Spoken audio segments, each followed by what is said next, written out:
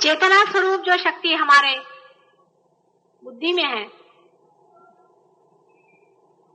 उसे हम महालक्ष्मी की शक्ति कहते हैं।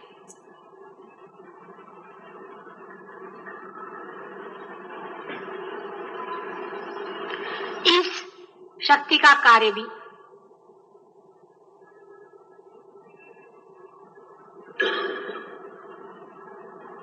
ऐसा है कि जो कुछ भी संसार में हो रहा है उसे जानना।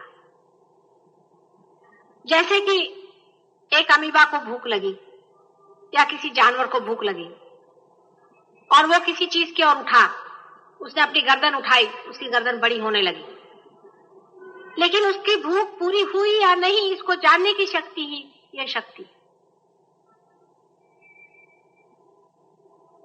और इसी को लोग सत्वगुणी शक्ति कहते हैं।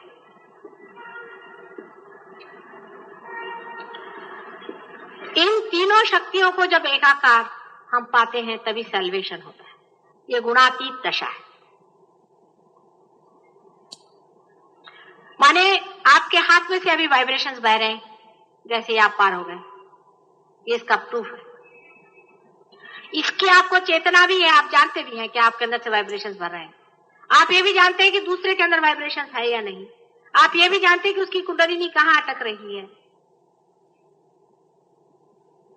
और तीसरे, आपके अंदर वो भी शक्ति आ गई कि आप दूसरों को इवॉल्व कर सकते हैं, आप दूसरों की जागृति कर सकती है, दूसरों को पार कर सकते हैं।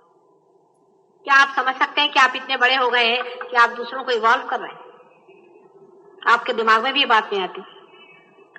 आप समझ भी नहीं सकते कि तीनों शक्तियां आपके अंदर में एकत्रित होकर के बह रही हैं, और इसीलिए आपकी इसकी चेतना भी है, आप जानते भी हैं।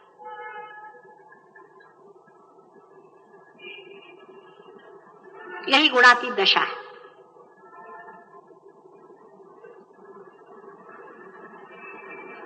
इन तीनों दशाओं को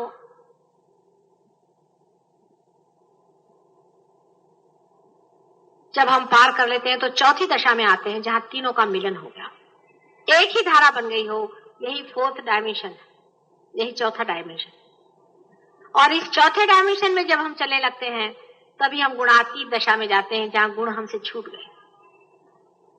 तब यही चैतन्य, इसे कहना चाहिए, जहां आप absolute knowledge, absolute love and absolute bliss, इन तीनों के साथ में संबंधित हो। और इसको करने के लिए जो शक्ति अपने अंदर में बची खुची रखी जाती है, जिसे रेसिडुअल एनर्जी कहना चाहिए, वो शक्ति हमारे त्रिकोणाकार अस्थि में नीचे छिपी हुई है, और वही इस्तेमाल में आती है, और वही इन तीनों शक्तियों को छेद करके एक कर देती है। और तभी आप गुणातीत दशा में जाते हैं, और तभी आप में चैतन्य हो जाता है। माने ये कि आप इन तीनों चीजों से भूषित हो जाते हैं, जिसके कारण आपके हाथ में से वाइब्रेशंस बहना शुरू हो जाते हैं, जिसके कारण आप दूसरों की कुंडलिनियों को पहचानने लगते हैं, और जिसके कारण आप दूसरों को भी रियलाइजेशन दे सकते हैं। ये तीनों शक्तियां जब कार्यान्वित होती हैं तब उसकी चेतना हमें रहती नहीं। हृदय हमारा धड़क रहा है, लेकिन हम अपने हृदय के ठोके अपने सर से सुन नहीं सकते। हृदय पे अगर कोई प्रेशर हो तो हम उसे जान नहीं सकते। हमारे पेट में अगर कोई शिकायत हो रही हो तो हम उसे समझ नहीं सकते, सिवाय इसके कि थोड़ा सा दर्द होगा। लेकिन जब आप गुणातीत दशा में चले जाते हैं तो आप अपने हर एक चक्र को पकड़ सकते हैं कि मुझे कहां तकलीफ हो रही है। आप अपने आप से पकड़ लेंगे, कहेंगे मां मेरा आ गया, पकड़ लिया, मेरा आ गया, पकड़ लिया। पहले आप जानते नहीं थे ये मशीन और आप एक ही थे, आपको पता ही नहीं था कि मशीन कहां खराब है। आप भूत भी पकड़ते थे, आपको पता नहीं होता था, और आप बीमारियां पकड़ते थे, आपको पता नहीं होता था। वो तो अब जब आप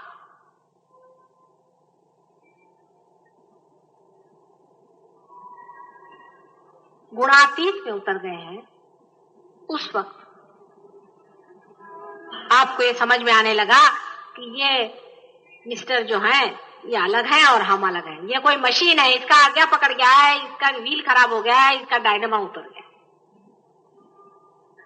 आप खुद ही कह रहे हैं कि मेरा मूलाधार पे ही पकड़ा नहीं, आप खुद ही कहते हैं, मुझको नहीं कहना पड़ता।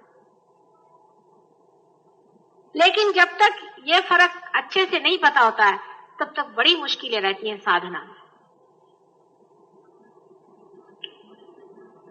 तब तक आदमी नीचे ऊपर ही करते रहता है, गुण से गुणातीत में घूमते रहता है। तो उससे अगर कोई कहे कि तेरा आज्ञा पकड़ गया तो उसको बड़ा गुस्सा आता है। उससे अगर कोई कहे तेरा हृदय पकड़ गया तो उसको बड़ा गुस्सा आता है। लेकिन जब उसको पता है कि ये मशीन ही है, वही अलग बाहर है, ये पकड़ गई होगी तो पकड़ गई होगी, इसको मार पीट के हम ठीक कर लेंगे, तब उसको बुरा नहीं लगता है और तभी वो उसको ठीक भी करता है। तब वो सुबह से शाम तक अपने को जूते मारता है कि ये जो जूते मारता है वो अपने को नहीं मारता है, लेकिन इस मिस आइडेंटिफिकेशन को मारता है जो आपे शरीर है। ऐसे ही आदमी की साधना ऊपर हो सकती है। और जो आदमी अभी भी उस चक्कर में घूम रहा है, जो अपने को उससे निगड़ित रखता है, उसकी साधना कुछ नहीं हो सकती, वो चाहे अपने को कुछ भी कहे। अब बहुत से लोगों में मैं देखती हूँ अपने यहाँ, कुछ तो अभी बहुत ही ड्वार्फ्स हैं, बिल्कुल ड्वार्फ्स हैं, कुछ थोड़े ऊपर आ गए, आधे अधूरे, और कोई बहुत पहुंच गए। अब जो बहुत पहुंच गए उनको मैं जानती हूँ, आप नहीं जानते। और जरूरी है कि जो बहुत पहुंच गए वो नजदीक मेरे ज्यादा आ सकते हैं, क्योंकि वो मुझे ज्यादा समझ पाते हैं। उनसे एक तानता होती, तन्मयता होती, और मैं देखती हूँ कि लोग उनसे जलसी करते हैं। ये छोटेपन की बात है। जलसी आपने की और हृदय चक्र आपका पकड़ गया, खट। मुझे कहने की जरूरत नहीं, आपके फौरन उंगली जलना शुरू हो जाएगा। मैं कुछ बोलती, आप जलसी किसी से करिए, आपका हृदय चक्र इतना जबरदस्त पकड़ेगा। मैं नहीं कहती कुछ।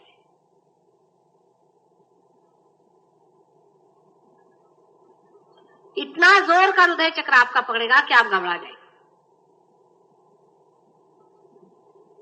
मैं कुछ नहीं कहूंगी, आप सर पकड़ के बैठ जाएंगे, आपका आगे चक्र पकड़ जाएगा, खुद ही पकड़ जाएगा आपका। तो मैं आपको तकलीफ नहीं दे रही, आप ही खुद पकड़ रहे हैं।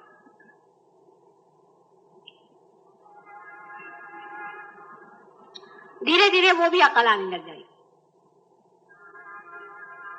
जब ये होने लगेगा तो ये भी अकल आ जाएगी कि जूता मारना चाहिए गुरु को, अगर माता जी ने कहा है तो।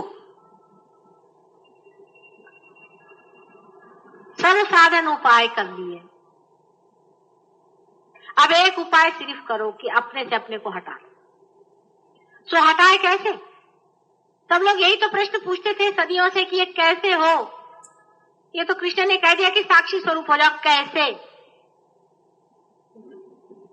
ये कैसे हो, ये जंपिंग कैसे हो, कैसे हम पाए इस चीज को, हम कैसे मान ले कि ऐसा होता है। जिस प्रतिबिंब को हम देख रहे हैं वो प्रतिबिंब जहां से आ रहा है वो हम कैसे हो जाए? हम तो प्रतिबिंब पर बैठे, हम ये कैसे हो जाए? हम सब्जेक्टिव कैसे हो जाए? अब आप हो गए, हो ही गए, ये तो बात पक्की। नहीं तो आपको अपना आज्ञा चक्र कैसे समझ में आता है? और आपकी नाभि जो अभी पकड़ रही है और आपको यहाँ काट रही है, अपने आप से हाथ झटके जा रहा है, लेकिन वो सहज और सरल में मिल गया। उसका कोई दाम नहीं पड़ा, कोई मेहनत नहीं पड़ी। मैंने तो अपनी खेती कर ली। खेती में कुछ बीज होते हैं जो सड़े गले होते हैं, उन पर आप कितनी भी मेहनत करो, कुछ भी करो, ब्रेनलेस, हार्टलेस, यूजलेस, कुछ भी नहीं बनता उससे। कितनी भी मेहनत करो फिर वही आएंगे, फिर वही करेंगे, फिर वैसे। आप सब कर लो, प्यार कर लो, डांट लो, बोल लो, कुछ भी कर लो। अब उनको चलो फिर चलने दो, अगले 10-15 जन्म में कभी ना कभी कुछ हो।